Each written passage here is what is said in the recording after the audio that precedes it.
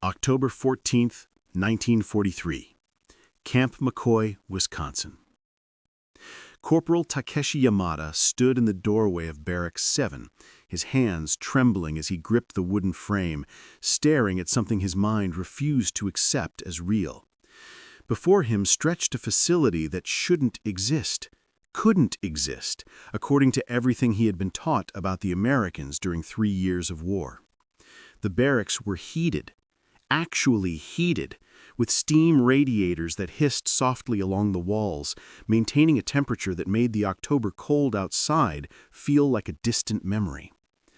Electric lights, not candles, not oil lamps, but electric lights illuminated every corner with a brightness that seemed almost wasteful in its abundance.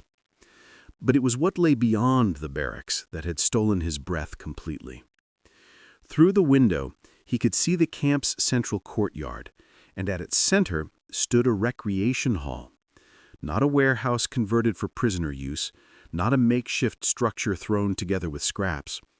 A purpose-built recreation hall constructed specifically for Japanese prisoners of war, complete with a gymnasium, a library stocked with books in Japanese, and most impossibly, a small theater with a projection screen for showing films.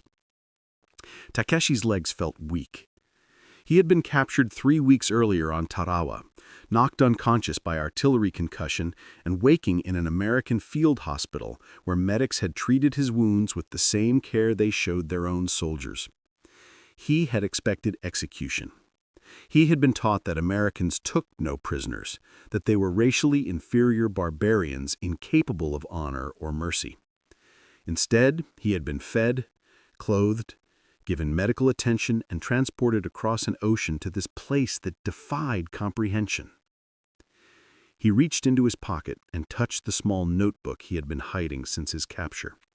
A diary he kept despite regulations prohibiting it, writing in tiny characters he prayed American guards couldn't read.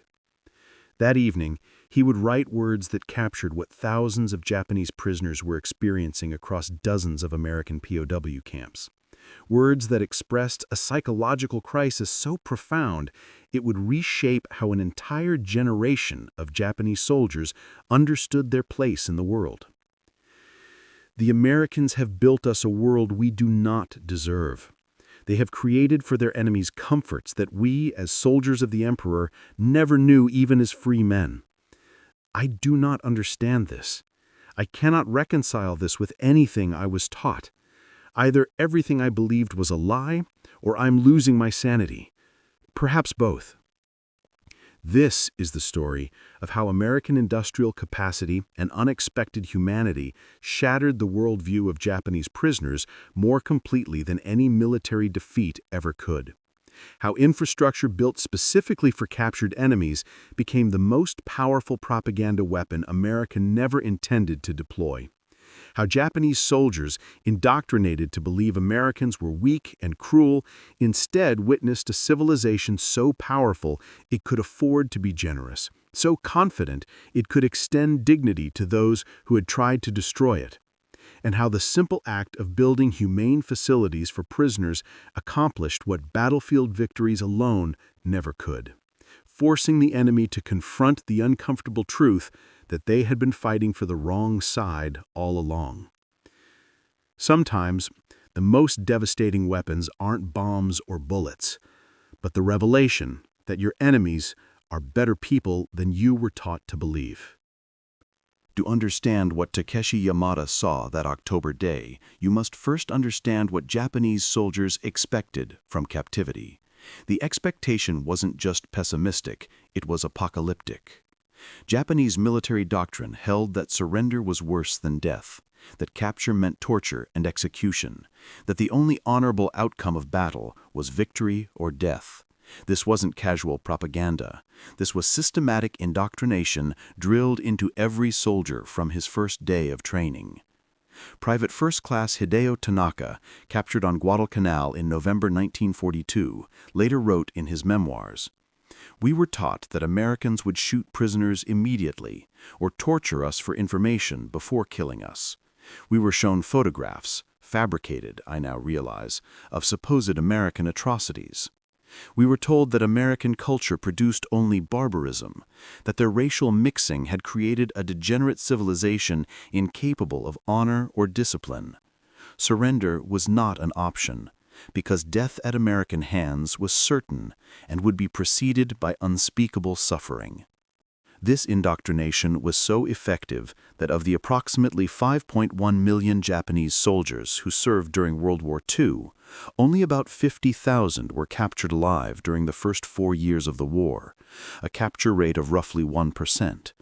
The rest died fighting, committed suicide, or died from disease and starvation rather than surrender. Those who were captured alive had usually been knocked unconscious, severely wounded, or otherwise physically incapable of committing suicide before Americans reached them. Takeshi Yamada fit this pattern. The artillery concussion on Tarawa had rendered him unconscious long enough for American Marines to secure the position and evacuate wounded, including enemy wounded. When he regained consciousness in the American field hospital, his first coherent thought was horror that he was alive and in enemy hands. His second thought was certainty that execution would come soon. Instead, he received medical treatment. American doctors, actual doctors, not corpsmen or medics, but physicians with full medical training, operated on his shrapnel wounds, administered morphine for pain, and monitored his recovery with professional care that exceeded what Japanese military hospitals provided their own soldiers. The cognitive dissonance began immediately. Everything about American medical treatment contradicted what Takeshi had been taught. The Americans weren't executing wounded prisoners, they were healing them. The facilities weren't primitive or improvised. They were sophisticated, well-supplied, operating with efficiency that suggested vast logistical capacity. The personnel weren't casual or disciplined. They worked with precision and organization that rivaled or exceeded Japanese military standards. The journey from Tarawa to Camp McCoy took 3 weeks, crossing the Pacific to San Francisco, then traveling by train to Wisconsin. Each stage of the journey delivered new shocks to Japanese prisoners' expectations. The transport ship wasn't a hellish prison vessel. It was a military transport that had delivered supplies to the Pacific Theater and was returning with human cargo rather than sailing empty. Prisoners received adequate food, were allowed on deck for fresh air, and were treated with professional courtesy by American sailors who seemed neither hostile nor particularly interested in their captives beyond ensuring they followed regulations. But nothing, absolutely nothing, could have prepared Takeshi and the other prisoners for what they found at Camp McCoy. The camp had been constructed specifically to house prisoners of war, built in just 4 months, using American industrial capacity that Japanese soldiers had been assured was exaggerated propaganda. The facility sprawled across 800 acres, with capacity for 3,800 prisoners, a population larger than many Japanese villages. The infrastructure was staggering in its completeness and its quality. Each barracks housed 40 prisoners in bunk beds with actual mattresses, not thin mats on wooden platforms, but real mattresses with springs and sufficient padding to provide comfort. Each building had steam heat, delivered through radiators connected to a central boiler system that maintained consistent temperature regardless of Wisconsin's harsh winter weather. Electric lights in every room powered by the camp's connection to the regional power grid, providing illumination that most Japanese soldiers had never experienced even in civilian life. The barracks had indoor plumbing, running water, hot and cold, on demand, flush toilets, communal shower facilities with dozens of shower heads, all delivering hot water simultaneously. To Japanese prisoners who had spent months or years washing in cold streams or buckets when they could wash at all, the casual abundance of hot water seemed almost obscene in its luxury. But the barracks were just the beginning. The camp included a fully equipped hospital with X-ray machines, surgical facilities, and pharmaceutical supplies including antibiotics that Japanese military medicine had never possessed in adequate quantities. A mess hall capable of feeding thousands of prisoners simultaneously, operating with industrial efficiency that ensured hot meals delivered on schedule 3 times daily. a laundry facility with mechanized washers and dryers that processed thousands of pounds of clothing and linens weekly. And then there were the recreational facilities. The gymnasium with basketball hoops and volleyball nets, equipment for physical training, space for martial arts practice if prisoners wished to maintain their skills. The library, stocked with over 1,000 books in Japanese, novels, histories, technical manuals, even some Buddhist texts, all acquired by the War Department specifically for Japanese prisoners.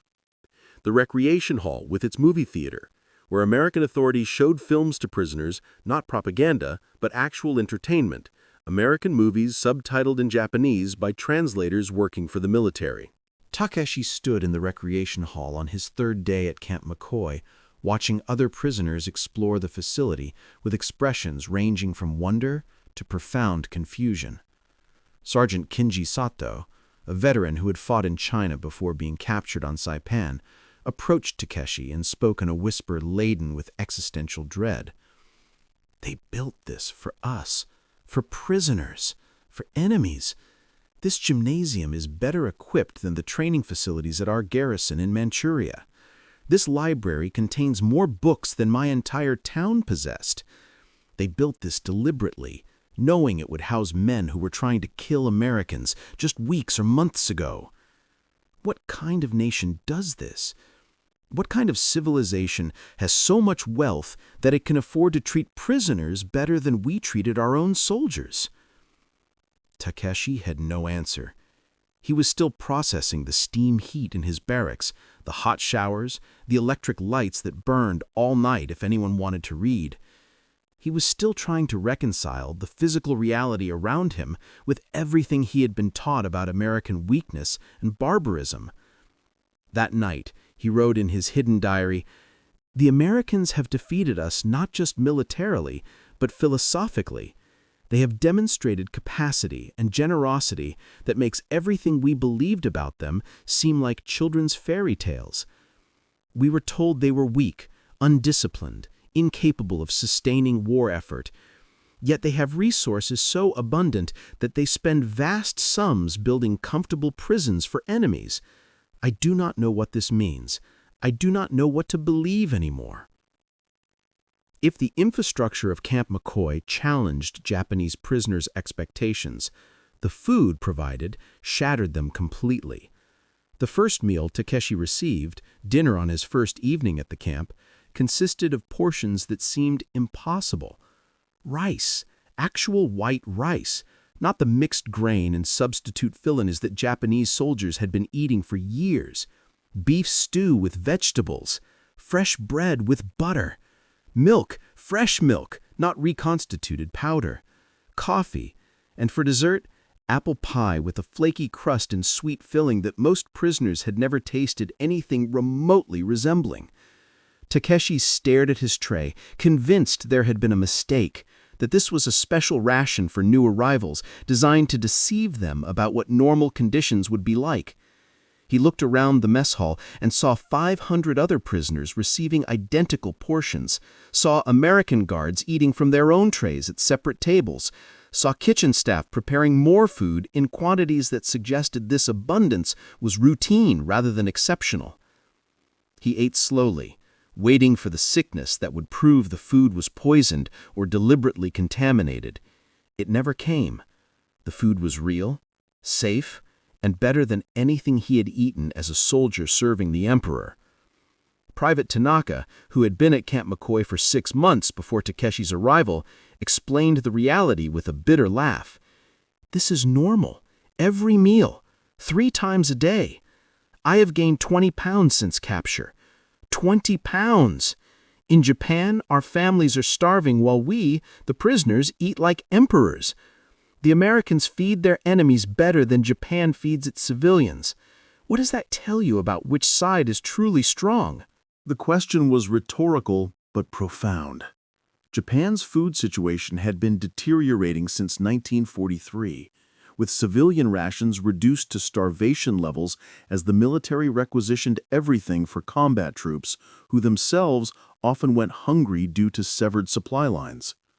Soldiers fighting in the Pacific had subsisted on rice balls when supply ships managed to reach them, had resorted to eating grass and insects when supplies failed completely, had watched their comrades die from starvation and malnutrition-related diseases. Yet here, in American captivity, Japanese prisoners received daily caloric intake of approximately 3,200 calories, more than American civilians received under wartime rationing, more than Japanese soldiers had eaten even during the war's early years when supplies were adequate. The disparity wasn't just noticeable, it was morally devastating. Sergeant Sato, who had kept careful observations during his 8 months at Camp McCoy, shared his calculations with other prisoners. The Americans dispose of more food waste in this camp daily than my entire village received in weekly rations during my last year in Japan. They throw away bread because it's a day old. They discard vegetables with minor blemishes. They waste more than we ever had to begin with. This is not because they are careless or stupid. This is because they have so much that waste doesn't matter to them. You cannot defeat this level of abundance. You cannot outlast a nation that can afford to feed prisoners better than we feed our own people. The medical care provided another metric of American capacity that Japanese prisoners struggled to comprehend. The camp hospital treated prisoners with the same pharmaceutical arsenal and surgical techniques available to American military personnel. When Takeshi developed appendicitis in December 1943, American surgeons removed his appendix using modern anesthesia, performed the operation with clean instruments in a sterile environment, administered antibiotics to prevent infection, and monitored his recovery with daily checkups by qualified physicians. The surgery saved his life. More significantly, it challenged every assumption he held about American medical capabilities and about how victors treat captured enemies. In the Japanese military, soldiers with appendicitis in forward areas often died because surgical facilities were inadequate or inaccessible. Even in rear-area hospitals, antibiotics were scarce, anesthesia was limited, and medical personnel were overwhelmed by casualties that exceeded capacity to treat them effectively. But American military medicine operated on different principles and with different resources. The camp hospital had multiple operating rooms, could perform dozens of surgeries weekly, stocked pharmaceuticals in quantities that seemed unlimited, and employed medical staff who treated enemy prisoners with the same professional care they extended to American soldiers. Dr. Robert Henderson, the American military physician who performed Takeshi's appendectomy, visited him during recovery and spoke through a translator. "You're healing well. No signs of infection. The antibiotics are doing their job. You should be back to normal activities within 2 weeks. Any questions?" Takeshi, still groggy from anesthesia, asked the question that had been haunting him since capture. Why do you save enemy lives? Why waste expensive medicine on prisoners? Dr. Henderson looked at him with an expression that suggested he found the question strange. Because you're a patient. That's what doctors do. We treat patients. Your nationality doesn't change my obligation to provide care. Besides, the Geneva Conventions require that we treat prisoners' medical needs. We follow our laws, even regarding enemies. Geneva Conventions, laws governing warfare. The concept that rules bound victors as well as vanquished, that power came with obligations rather than just opportunities, this was foreign to Japanese military culture, which emphasized that strength created its own legitimacy, that the strong naturally dominated the weak, that Bushido warrior ethics superseded international law. Yet Americans insisted they were bound by international agreements, even when those agreements required expending resources on enemies. They insisted that civilization meant following rules even when convenient to ignore them. And they demonstrated these principles through actions rather than just rhetoric, through daily operations of prisoner camps that exceeded minimum requirements of Geneva Conventions. The clothing provided to prisoners reinforced the same message. Each prisoner received multiple changes of clothing: sturdy work clothes for labor assignments, warmer garments for winter, undergarments, socks, boots that actually fit. The clothing wasn't luxury, but it was adequate clean, and replaced when worn out. Compared to Japanese soldiers who often wore the same uniform for months, whose boots fell apart from neglect and lack of replacement, the American provision of clothing to prisoners seemed almost extravagant. But perhaps the most psychologically devastating aspect of American abundance wasn't the food or the medicine or the clothing. It was the casual waste. The automatic assumption that if something was damaged or imperfect, you simply discarded it and obtained a replacement. The absence of the desperate resource conservation that had defined Japanese military and civilian life for years. Private Tanaka, working in the camp's maintenance detail, described watching American guards throw away a perfectly functional chair because one leg was slightly loose. They didn't repair it, they didn't try to salvage the wood, they just threw it away and requisitioned a new one. In Japan, that chair would have been repaired, used until it fell apart completely, then dismantled and the wood used for something else. Americans threw it away without thought, because obtaining a replacement was easier than spending 30 minutes fixing what was broken. That's not waste from scarcity. That's waste from abundance so vast that conservation becomes pointless. The waste was strategic. It demonstrated American industrial capacity in ways that propaganda never could. Every discarded item, every surplus ration, every replaced garment told Japanese prisoners the same story. America produces so much that waste is meaningless. You cannot defeat a nation with such capacity. You cannot outlast an economy that treats resources as effectively infinite. By winter 1943, the psychological impact among Japanese prisoners at Camp McCoy was profound and systematic. Men who had arrived expecting death or torture instead found themselves living better than they had lived as soldiers. They were warm in Wisconsin winter while knowing that Japanese civilians at home were freezing in unheated buildings. They ate 3 full meals daily while knowing their families were starving. They received medical care that exceeded what was available to most Japanese people. And this knowledge, this forced recognition of disparity between propaganda and reality, began to crack the certainty that had sustained them through years of war. Camp McCoy's location in rural Wisconsin meant that Japanese prisoners working on agricultural labor details witnessed American civilian life in ways that prisoners at more isolated facilities never did. Under Geneva Convention provisions, prisoners could be assigned work that didn't directly support military operations, typically agricultural labor, since food production served civilian needs rather than creating weapons or military supplies. In spring 1944, Takeshi Yamada was assigned to a work detail at a nearby farm owned by the Mueller family, German-American immigrants whose patriarch had fought for America in World War I despite his German heritage. The farm sprawled across 640 acres, a section of land that exceeded the combined agricultural holdings of Takeshi's entire village in Japan. The Muellers grew corn, wheat, and soybeans using mechanized equipment that reduced manual labor to supervisory roles rather than backbreaking physical work. Takeshi's first day at the Mueller farm delivered revelations that would occupy his thoughts for months. The tractor, a John Deere Model B, standard American agricultural equipment, had more horsepower than seemed necessary, could pull plows that turned soil faster than 10 men with traditional tools, operated with reliability that eliminated the constant maintenance Japanese equipment required.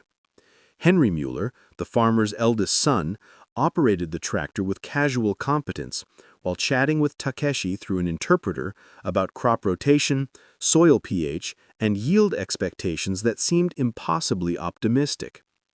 "We're projecting about 120 bushels per acre for corn this year," Henry said, wiping grease from his hands. "Not our best year, but decent. Weather's been unpredictable. What kind of yields do you get in Japan?" Takeshi calculated quickly, converting between measurement systems. "In good years, perhaps 30 bushels per acre, often less.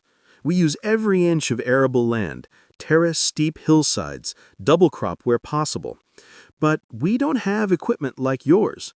Most farming is done by hand or with animal labor."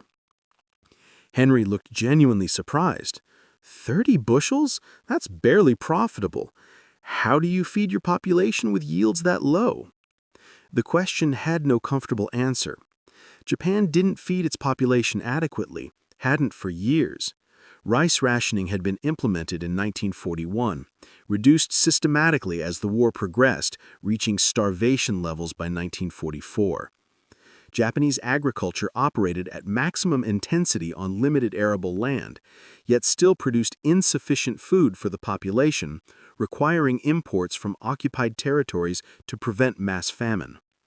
But here was American agriculture, vast fields, mechanized equipment, chemical fertilizers produced by industrial processes, yields that exceeded Japanese agriculture by factors of 4 or 5, operated by individual families who owned their land outright rather than renting from landlords or working as tenant farmers.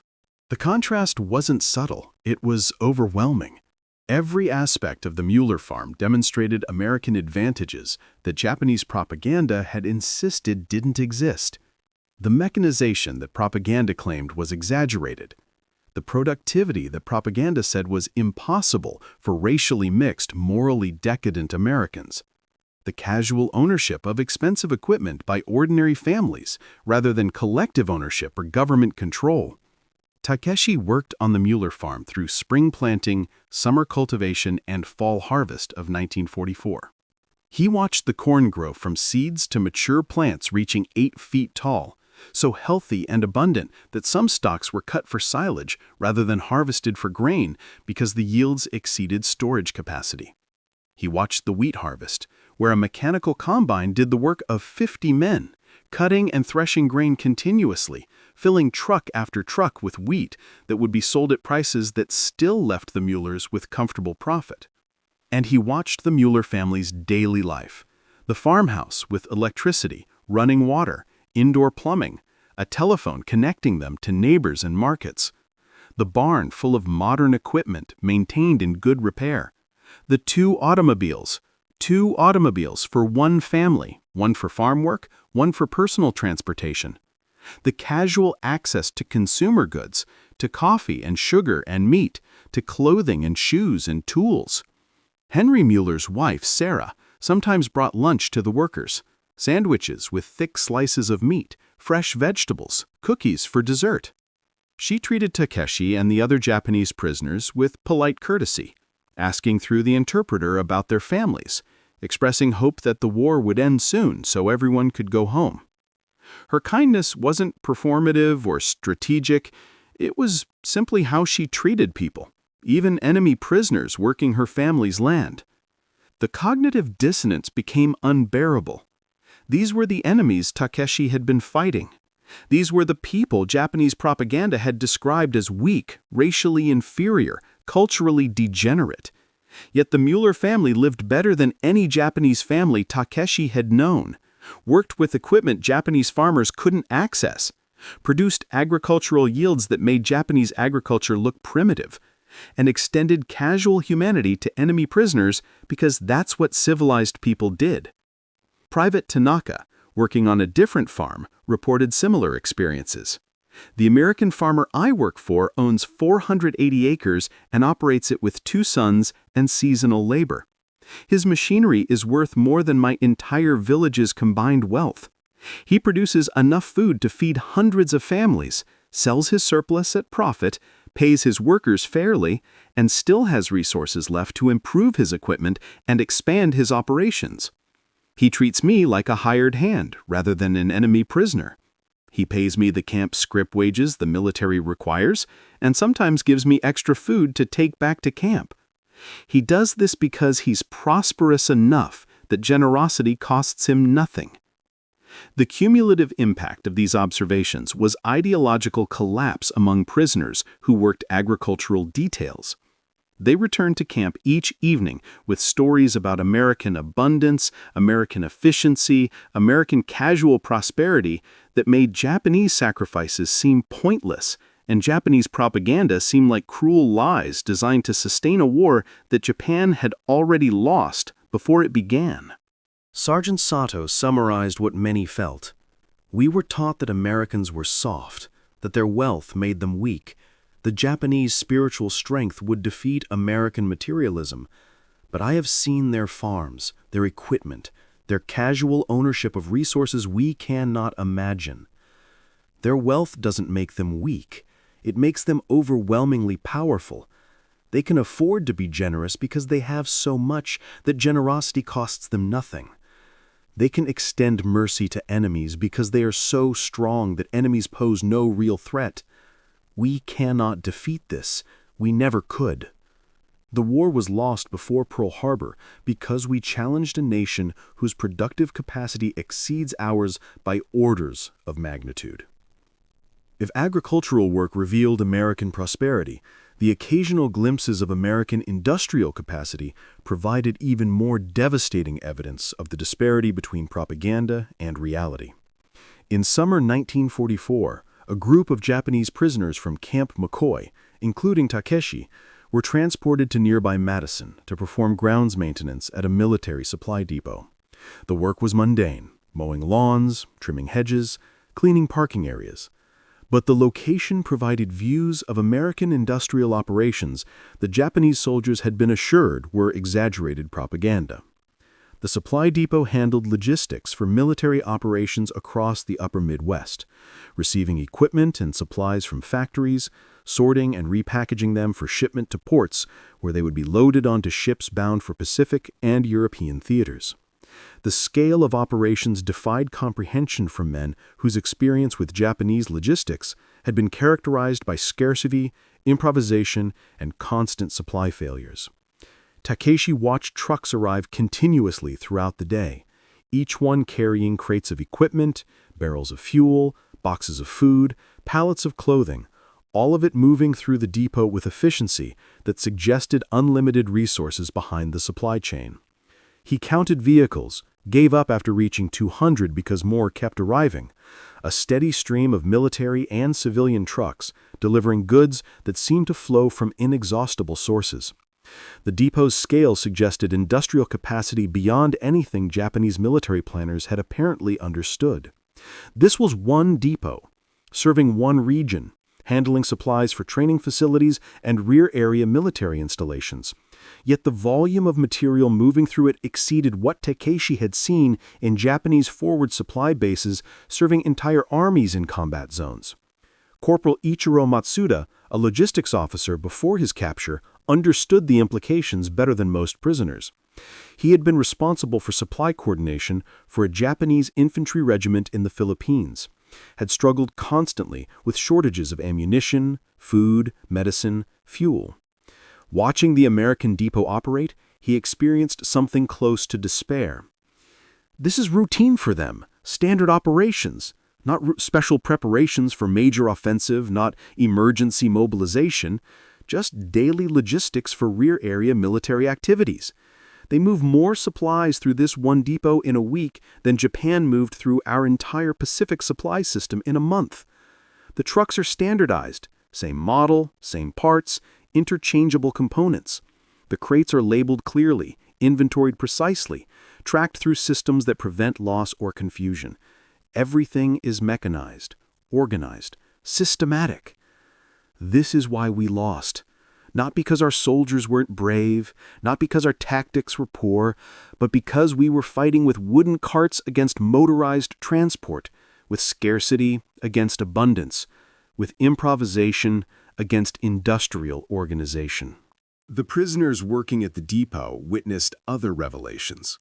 The food supplies moving through, canned goods, dried goods, fresh produce from California and Florida, meat from Midwest processing plants, represented abundance that most Japanese civilians hadn't seen since before the war began. The clothing and equipment suggested manufacturing capacity operating at scales the Japanese industry had never achieved even at peak mobilization. The fuel supplies indicated petroleum access that made Japan's desperate shortage seem like the strategic vulnerability it had always been. And perhaps moose damming, much of this material was destined for Allied forces in Europe, meaning America was sustaining two completely separate supply chains, spanning two oceans, while also supplying Soviet forces through Lend-Lease, while also maintaining supplies for prisoner camps, while also ensuring American civilians had adequate resources for daily life. The logistics of operating on this scale transcended anything Japanese military theory had considered possible. But the true industrial revelation came in September 1944, when several prisoners were transported to Milwaukee to perform maintenance work at a factory that had been converted to war production. The factory, a civilian automotive plant before the war, now produced aircraft engine components, employing 5,000 workers operating 3 shifts around the clock. Takashi and the other prisoners worked only in the administrative areas and grounds, never in production zones where they might observe sensitive manufacturing processes. But they could see the facility's exterior, could watch the workers entering and leaving, could observe the trucks delivering raw materials and carrying finished components to assembly plants. The factory operated with a scale and efficiency that stunned the Japanese prisoners. 5,000 workers, more than the entire workforce of most Japanese cities. 3 shifts, meaning production never stopped, that manufacturing continued 24 hours daily. The building itself was enormous, larger than any structure Takeshi had seen in Japan, its interior filled with machinery whose sophistication and expense Japanese industry couldn't match. And this was one factory, in one city, in one state, producing one component for one type of aircraft. There were hundreds of similar factories across America, producing tanks, ships, planes, trucks, weapons, ammunition, in quantities that exceeded what Axis forces could produce combined. The mathematics of the war became clear. America didn't win through superior tactics or braver soldiers. America won through industrial capacity so vast that battlefield losses barely registered as inconveniences. Sergeant Sato, who had studied economics before the war, attempted to quantify what they were witnessing. "I have been calculating American production capacity based on what we've observed. The numbers are staggering. America produces more steel in 1 month than Japan produces in a year. America manufactures more vehicles in 1 quarter than Japan manufactured during the entire war. American aircraft production exceeds Japanese production by factors of 10 or 20, depending on aircraft type. We were told American industrial capacity was exaggerated, that their statistics were propaganda designed to demoralize us. But the propaganda was ours. The Japanese government lied about American capacity because truth would have made clear that challenging America was suicide.